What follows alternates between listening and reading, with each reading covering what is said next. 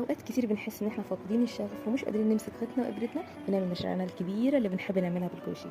فبيبقى الحل في الحاله دي ان احنا نعمل تصميم سريع كده وبسيط، ونقدر ان احنا نحط ديكور في البيت نكسر بيه الروتين اللي بنكون حاسينه. تعالوا نشوف هنعمل ايه. هنجيب مع بعض خفه لسان او الاعواد الايس كريم وهنرسم تحت بعض بالشكل ده، نعمل بيهم مستطيل ونبتدي ان احنا نثبت بالظهر باستخدام مسدس الشمع وشويه الاعواد او خفه اللسان.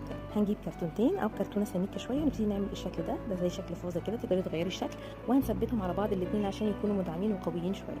هجيب بقى خيط خيش او اي بواقي خيوط عندك تقدري ان انت تستخدميها، وهنلف بالشكل ده كده ونثبت بمسدس الشمع واحنا شغالين كده. هيكون عندنا الشكل الحلو ده. بعد كده هثبتها من ظهرها كده واحطها على القطعه المستطيله اللي احنا عملناها باعواد الايس كريم او خفه الفم. هجيب بقى شويه ورود كروشيه كده احنا عملناهم مع بعض قبل كده وورق شجر، والالوان دي او الورود دي تقدري تستخدمي فيها بواقي الخيوط المتاحه عندك، او لو عندك ورود انت مجهزاها من قبل كده تقدري تستخدميها وترصيها بالرصه اللي تعجبك بالشكل اللي يعجبك، وتبتدي تثبتيها بمسدس الشمع.